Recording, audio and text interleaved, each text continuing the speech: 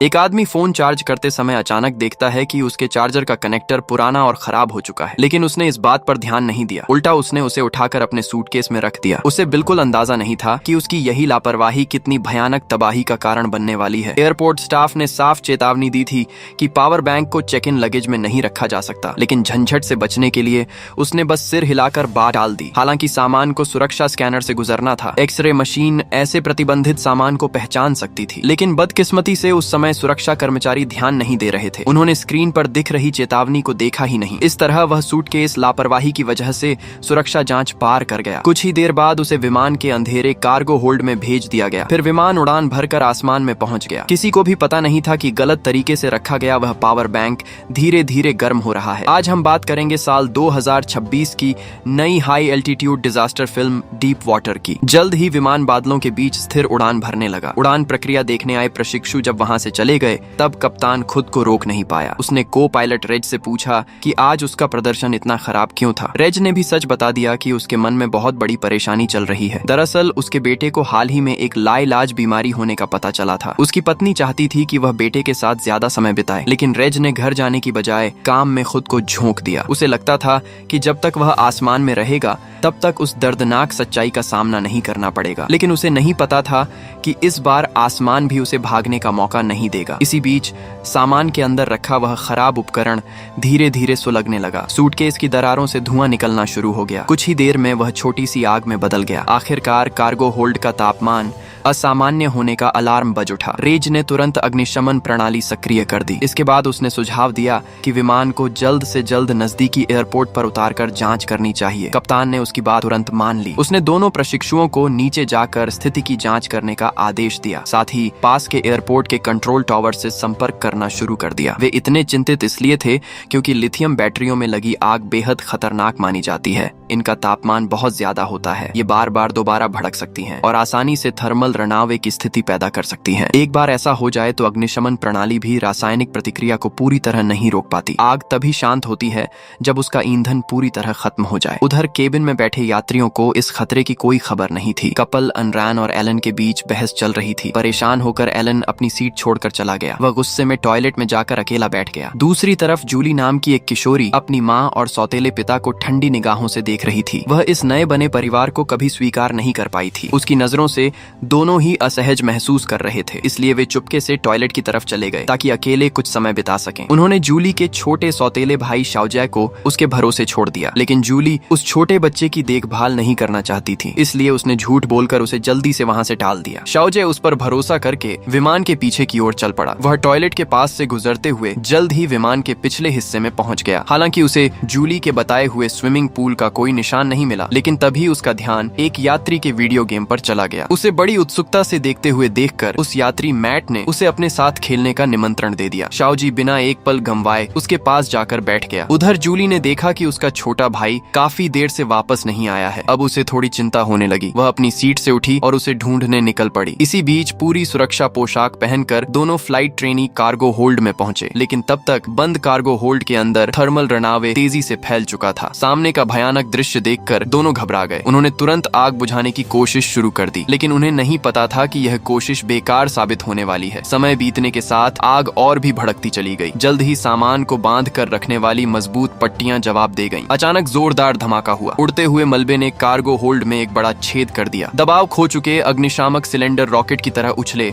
और सीधे केबिन के फर्श को चीरते हुए निकल गए। केबिन का वायुदाब तेजी से बिगड़ गया। कुछ ही पलों में अंदर जबरदस्त खिंचाव पैदा हो गया। सामान और डीली चीजें बेकाबू होकर हवा में उड़ने लगीं। बदकिस्मती से जूली ने सीट बेल्ट नहीं बांधी थी। वह भी खींचकर बाहर की ओर जाने लगी, लेकिन अनरान ने समय रहते उसे पकड़ लिया और अपनी तरफ खींच लिया। जल्द ही केबिन का दबाव खतरनाक स्तर तक गिर गया। यात्री तुरंत ऊपर से गिरते ऑक्सीजन मास्क पकड़ने लगे। यहाँ तक कि टॉयलेट में मौजूद एलन ने भी फौरन मास्क पहन लिया। सिर्फ जूली के माता पिता ही जोरदार झटकों में टकरा कर बेहोश हो गए। यात्रियों को ऑक्सीजन की कमी से बेहोश होने से बचाने के लिए कप्तान ने तुरंत विमान की ऊंचाई कम करनी शुरू कर दी। उसे पता था कि ऐसा करने पर ऊपर रखे सामान गिरकर यात्रियों को घायल कर सकते हैं, लेकिन उस समय समय उनके पास कोई दूसरा विकल्प नहीं था। कुछ देर बाद विमान ऐसी ऊंचाई पर पहुंच गया जहां ऑक्सीजन पर्याप्त थी। कप्तान ने तुरंत घोषणा करके यात्रियों को पूरी स्थिति बताई। उसने उन्हें भरोसा दिलाया कि नजदीकी एयरपोर्ट से संपर्क हो चुका है और जल्द ही विमान को उतार दिया जाएगा। लेकिन यात्रियों ने राहत की सांस भी नहीं ली थी कि एक और मुसीबत आ गई। क्षतिग्रस्त कार्गो होल्ड अपनी सीमा तक पहुंच चुका था। छेद में फंसा हुआ भारी सूटकेस लगातार दबाव झेल रहा था। आखिरकार कार्गो होल्ड उसे और नहीं रोक सका। सूटकेस बाहर निकल गया। उसी क्षण क्षतिग्रस्त इंजन का हिस्सा उड़कर केबिन से टकराया और उसमें एक विशाल छेद बन गया। छेद के पास बैठे यात्री तुरंत बाहर खिंच गए। भयानक खिंचाव की वजह से सीटों के बोल्ट भी ढीले होने लगे। कुछ ही पलों में आसपास बैठे कई और यात्री भी अपनी सीटों समेत विमान से बाहर जा गिरे। बाकी लोग सिर्फ बेबस होकर देखते रह गए। अंधेरे आसमान ने उन सभी को निगल लिया। कॉकपिट में रेज और कप्तान महसूस कर रहे थे कि विमान धीरे धीरे उनके नियंत्रण से बाहर हो रहा है। दोनों समझ गए कि अब विमान को सुरक्षित एयरपोर्ट तक पहुंचाना संभव नहीं है। उनके पास आखिरी रास्ता बचा था, नीचे फैले समुद्र में आपातकालीन लैंडिंग। दोनों ने एक दूसरे की तरफ देखा और तुरंत यह योजना यात्रियों को बता दी। फिर उन्होंने बिना समय गंवाए विमान की दिशा बदल दी। घने धुएं से घिरा विमान तेजी से काले समुद्र की ओर उतरने लगा। यह सुनकर यात्री मन ही मन प्रार्थना करने लगे। उधर जूली अब खुद को रोक नहीं पाई। वह पागलों की तरह उठकर अपने परिवार को ढूंढने दौड़ी। उसने फैसला कर लिया था कि अगर मरना है तो अपने परिवार के साथ ही मरेगी। लेकिन तभी एक एयर होस्टेस ने उसे पकड़कर वापस अपनी बाहों में खींच लिया। इस दौरान रेज और कप्तान लगातार विमान का कोण संभालने की कोशिश कर रहे थे। न कोई रोशनी थी, न कोई रनवे, न ही कोई ऐसा निशान जिससे दिशा का अंदाजा लगाया जा सके। दोनों पूरी ताकत से विमान की नाक ऊपर रखने की कोशिश कर रहे थे और अगले ही पल विमान उनके नियंत्रण में रहते हुए भी जोरदार तरीके से समुद्र की सतह से टकरा गया। खुशनसीबी से विमान सही कोण पर समुद्र से टकराया था, इसीलिए वह सीधे जाकर नहीं टूटा। लेकिन बदकिस्मती से नीचे एक विशाल कोरल रीफ मौजूद थी। टक्कर लगते ही विमान का निचला हिस्सा बुरी तरह फट गया और इसी के साथ पूरे ढांचे का संतुलन भी बिगड़ गया। झुका हुआ पंख सीधे कोरल रीफ से टकरा गया। उस जबरदस्त झटके की वजह से विमान का शरीर कई हिस्सों में टूटने लगा। जिन यात्रियों की सीटों के बोल्ट पहले ही ढीले हो चुके थे वे सबसे ज्यादा प्रभावित हुए। पीछे की ओर धंसती सीटों ने उन्हें दबाकर मार डाला। बाकी लोग भी मुश्किल से जिंदा बचे थे। लेकिन कुछ ही पलों बाद अंदर घुसता समुद्री पानी उन्हें भी अपनी चपेट में लेने लगा। समुद्र की सतह पर चारों तरफ तबाही का मंजर था। हर तरफ जलते हुए मलबे दिखाई दे रहे थे। सूटकेस और सामान पानी में तैर रहे थे। कई लाशें लहरों के साथ बह रही थीं और कुछ गिने चुने लोग अब भी मलबे में फंसे जिंदा थे। इस दुर्घटना में विमान का ढांचा पूरी तरह 3 हिस्सों में बंट चुका था। ये तीनों हिस्से दुर्घटना स्थल के आसपास कई 100 मीटर के इलाके में बिखरे पड़े थे। लेकिन इन बचे हुए लोगों को नहीं पता था कि उनका असली दुःस्वप्न अभी शुरू हुआ है। कॉकपिट वाले हिस्से में रेज बार बार बेहोश पड़े कप्तान को आवाज दे रहा था। विंडशील्ड पर गहरी दरारें पड़ चुकी थीं और समुद्र का पानी धीरे धीरे अंदर भर रहा था। उधर जूली और उसे बचाने वाली एयर होस्टेस पेनी भी किसी तरह जिंदा बच गई थी। पेनी ने उसे थोड़ा संभाला और तुरंत कॉकपिट का दरवाजा खोलकर अंदर देखा। वहां रेज कप्तान को छुड़ाने की पूरी कोशिश कर रहा था। दरअसल कप्तान का पैर कहीं बुरी तरह फंस गया था। पेनी भी तुरंत उनकी मदद करने पहुंच गई। घायल पैर हिलते ही कप्तान दर्द से कराहते हुए होश में आ गई। इस समय समुद्र का दबाव विंडशील्ड पर लगातार बढ़ रहा था। शीशा चरमराने की आवाजें निकाल रहा था। स्थिति समझते ही कप्तान ने अपने साथियों से कहा कि वे बाकी बचे लोगों को बचाने जाएं। उस पर समय बर्बाद न करें। रेज जानता था कि वह सही कह रही है, इसलिए भारी मन से वह पेनी को लेकर वहां से निकल गया और बाकी जीवित बचे लोगों की तलाश शुरू कर दी। दूसरी तरफ विमान का बीच वाला हिस्सा एक विशाल कोरल रीफ में अटक गया था। हालांकि ज्यादातर यात्री दुर्घटना में मारे जा चुके थे। सिर्फ 20 से भी कम लोग जिंदा बचे थे और इस पूरी तबाही का जिम्मेदार एओवी भी उन्हीं बचे हुए लोगों में शामिल था। लेकिन इस समय एलन को इन बातों से कोई मतलब नहीं था। वह लगातार अपनी गर्लफ्रेंड अनरान को पुकार रहा था। उसे नहीं पता था कि अनरान समुद्र में जा गिरी थी और इस वक्त किसी तरह पास तैर रहे मलबे पर चढ़ने की कोशिश कर रही थी। लेकिन जैसे ही वह ऊपर चढ़ने वाली थी, पानी के अंदर से किसी चीज ने उसे फिर नीचे खींच लिया। खुशनसीबी से उस अज्ञात जीव ने आगे हमला नहीं किया। घबराई हुई अनरान किसी तरह वापस मलबे पर चढ़ गई। तभी उसकी नजर अपने पैर पर पड़ी। वहां एक गहरा काटने का निशान था। घाव के किनारे बेहद साफ और समान थे। यह साफ दिखाई दे रहा था कि वह किसी शार्क के दांतों का निशान था। यह देखकर उसके चेहरे का रंग उड़ गया, क्योंकि उसका खून लगातार समुद्र में बह रहा था और खून से भरा पानी धीरे धीरे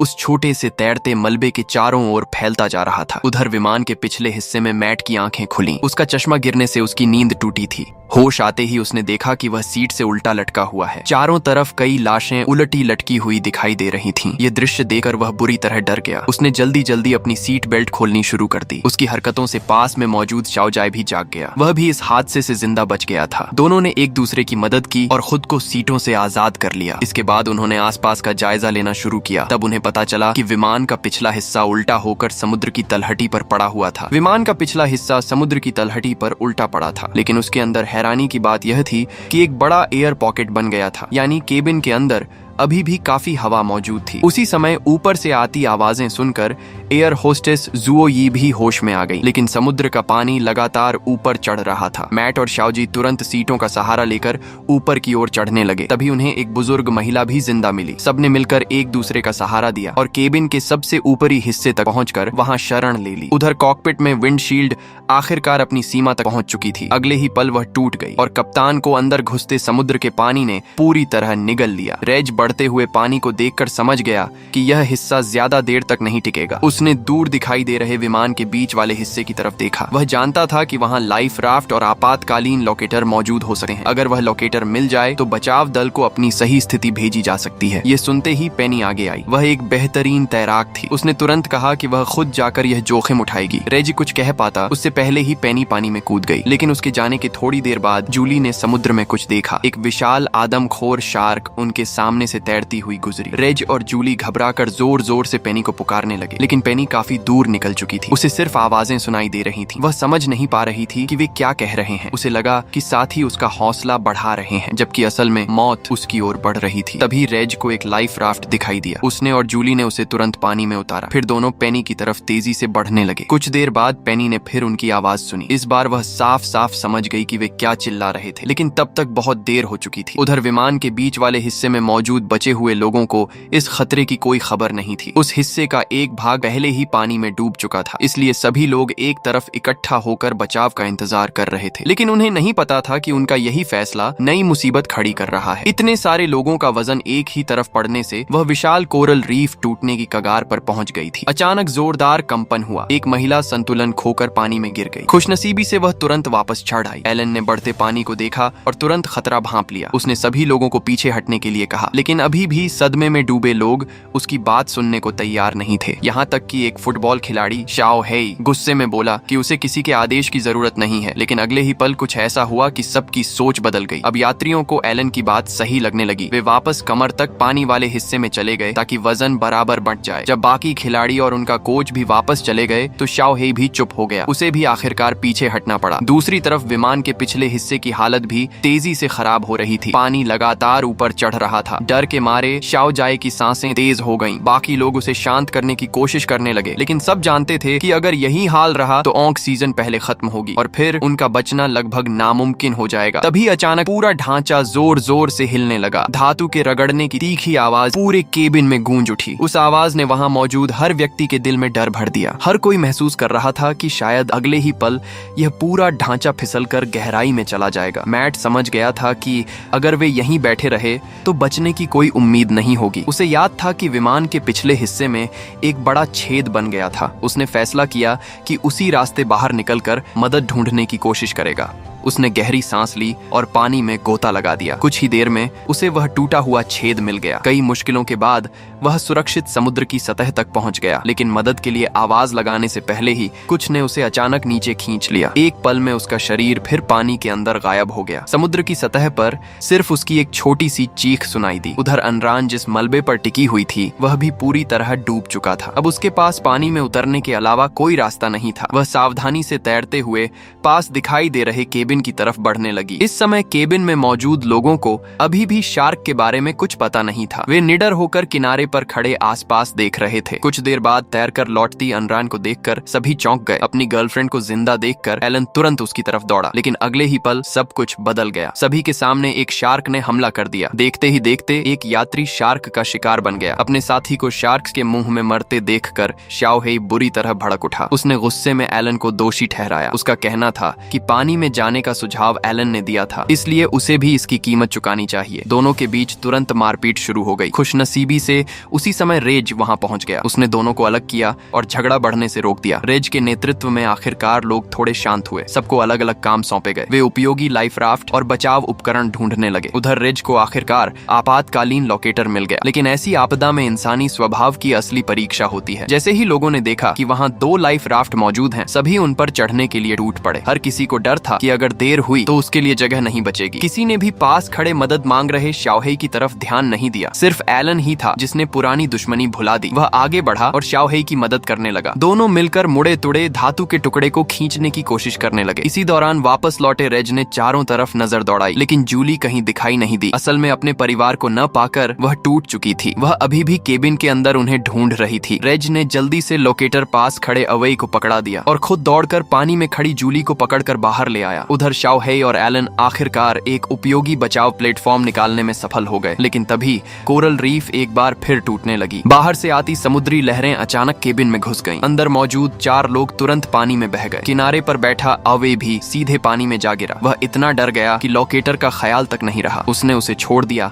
और हाथ पैर मारते हुए वापस चढ़ने लगा। घबराहट में उसने जरूरत से ज्यादा जोर लगा दिया, यहाँ तक कि जो व्यक्ति उसकी मदद कर रहा था उसे भी पानी में खींच लिया। खुशनसीबी से उस समय आसपास कोई शार्क नहीं थी, इसलिए आवी और पानी में गिरे रेज दोनों सुरक्षित रहे। दोनों किसी तरह वापस ऊपर चढ़ाए। लेकिन जो लोग लहरों के साथ दूर बह गए थे उनकी किस्मत इतनी अच्छी नहीं थी। एलन को तैरता हुआ एक सूटकेस मिल गया। तभी उसकी नजर थोड़ी दूर पड़े शाओहेई पर गई। वह उल्टा मुंह किए पानी में तैर रहा था। लग रहा था कि अभी अभी लगी टक्कर से बेहोश हो गया है। हालांकि दोनों के बीच पहले काफी झगड़े हुए थे, फिर भी एलन ने सारी दुश्मनी भुला दी। उसने पूरी ताकत लगाकर शाओहेई का सिर पानी से ऊपर रखा ताकि वह डूब न जाए। उधर रेज लोकेटर खो जाने पर अवेई से सवाल कर रहा था। तभी उन्हें दूर से किसी की मदद के लिए पुकार सुनाई दी, लेकिन यह आवाज एक और खतरा लेकर आई। उस चीख ने आसपास मौजूद शार्कों का ध्यान खींच लिया। एलन ने देखा कि कई खतरनाक शार्क उनके आसपास चक्कर काट रही हैं। ये देखते ही उसने तुरंत चुप्पी साध ली। अब वह किसी भी तरह की आवाज निकालने की हिम्मत नहीं कर रहा था। रेज तुरंत उन लोगों को बचाने जाने लगा, लेकिन एवे अपनी जान के डर से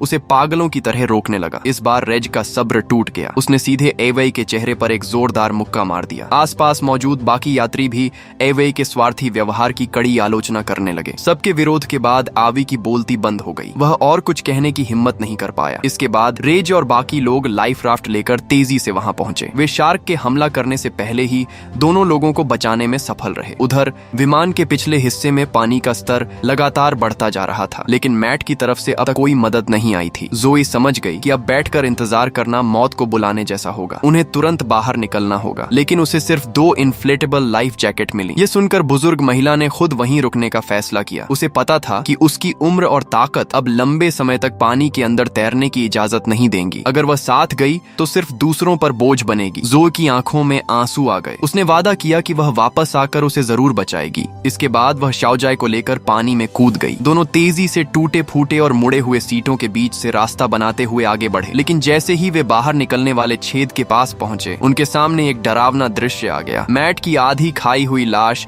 अचानक उनके सामने तैरती हुई दिखाई दी। दोनों लगभग डर के मारे पानी निगल बैठे। खुशनसीबी से जोई ने तुरंत लाइफ जैकेट की इन्फ्लेटेबल डोरी खींच दी। कुछ ही सेकंड में जैकेट फूल गई और दोनों को तेजी से समुद्र की सतह पर ले आई। इससे भी बड़ी खुशकिस्मती यह थी कि थोड़ी दूर एक बंद पड़ा लाइफ राफ्ट दिखाई दे गया। जोई तुरंत उसकी तरफ तैर गई। उसने उत्साह से राफ्ट खोल दिया, लेकिन जैसे ही वह उस पर चढ़ने वाली थी, अचानक शार्क ने हमला कर दिया। खुशनसीबी से शार्क ने सिर्फ एक बार काटा और आगे बढ़ गई। घायल जोई दर्द सहते हुए वापस शौजी के पास आई। उसने पहले शौजी को राफ्ट पर चढ़ाया, लेकिन यह सब करते करते उसकी ताकत जवाब देने लगी। उसकी जांघ से लगातार खून बह रहा था। धीरे धीरे उसकी आंखों के सामने अंधेरा छाने लगा। उसने बस किसी तरह घाव पर दबाव डालकर खून रोकने की कोशिश की और फिर ज्यादा खून बह जाने की वजह से बेहोश हो गई। अब शाओजी अकेला बैठा था। उसे समझ नहीं आ रहा था कि वह क्या करे। इस तरह अब किसी को भी पता नहीं था कि समुद्र के नीचे एक बुजुर्ग महिला अब भी मदद का इंतजार कर रही है। उधर रेज भी पूरी तरह असहाय महसूस कर रहा था। लोकेटर खो जाने के बाद उसके पास कोई योजना नहीं बची थी। तभी अचानक सबने आसमान से आती एक आवाज सुनी। एक विमान उनके ऊपर से गुजर रहा था। सभी लोग खुशी से उछल पड़े। वे जोर जोर से चिल्लाने लगे और मदद के लिए हाथ हिलाने लगे, लेकिन विमान बिना कोई प्रतिक्रिया दिए आगे निकल गया। रेज को भी समझ नहीं आया कि विमान ने उन्हें देखा या नहीं। उसने लोगों को दिलासा दिया। उसका कहना था कि शायद विमान ने उन्हें देख लिया है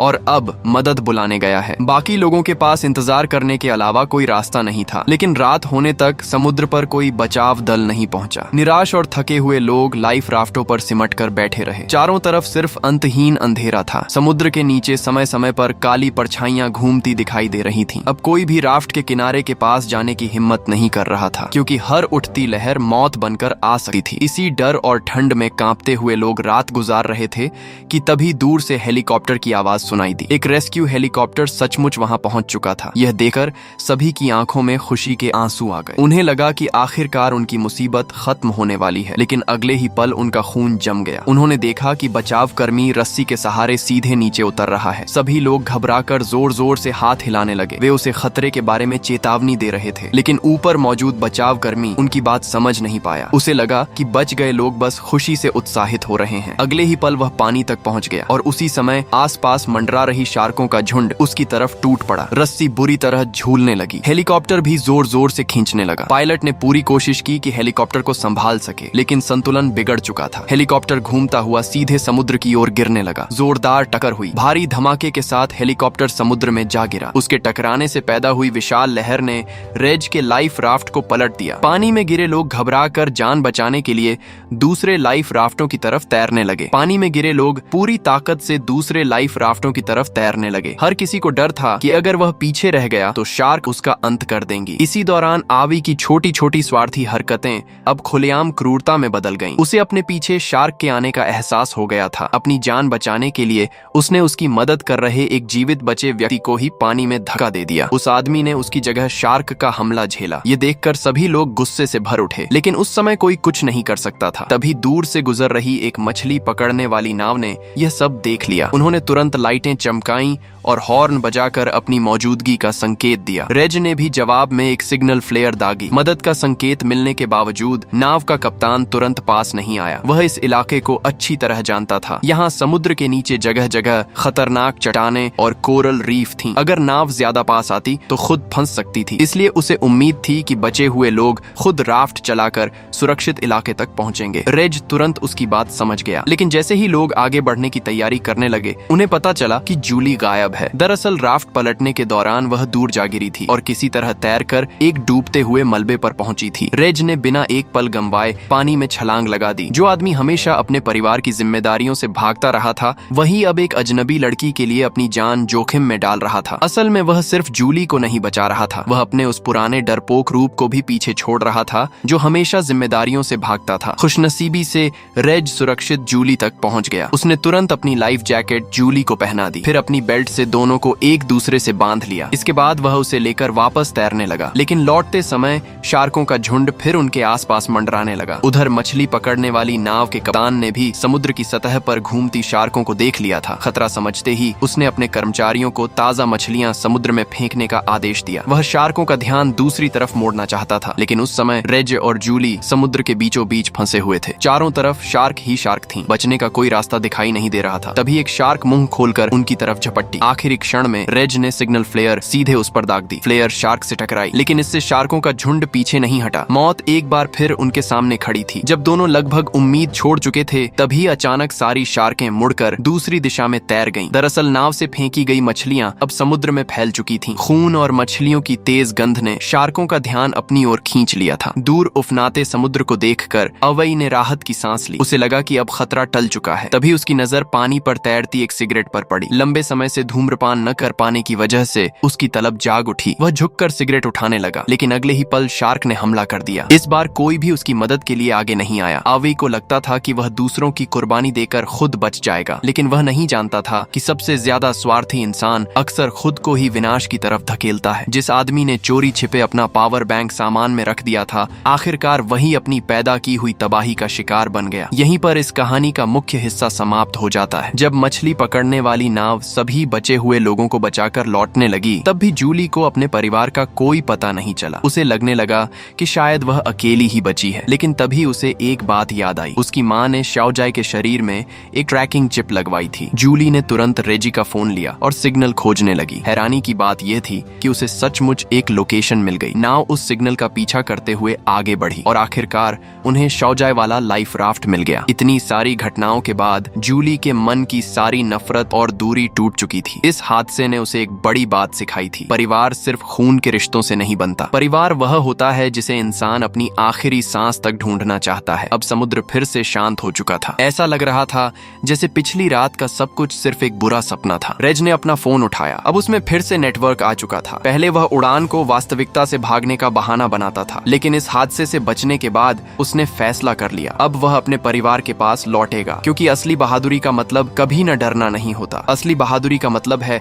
डरने के बाद भी उसका सामना करना। इसीलिए डीप वाटर सिर्फ समुद्र की गहराइयों की कहानी नहीं है, यह इंसान के भीतर मौजूद गहरे अंधेरे हिस्से की भी कहानी है, जहाँ डर है, जहाँ रिश्तों की दूरियां हैं, जहाँ स्वार्थ है। कुछ लोग उस अंधेरे में डूब जाते हैं और कुछ उससे बाहर निकल आते हैं, लेकिन जो लोग बच जाते हैं उन्हें अपने नुकसान और दर्द के साथ आगे बढ़ना पड़ता है। जब वह मछली पकड़ने वाली नाव दूर क्षितिज की ओर बढ़ रही थी, तब सिर्फ एक विमान दुर्घटना की कहानी खत्म नहीं हो रही थी, बल्कि मौत के मुंह से लौटे कुछ लोगों की नई जिंदगी शुरू हो रही थी। एक ऐसी जिंदगी जिसमें उन्होंने दोबारा जीना सीख लिया था।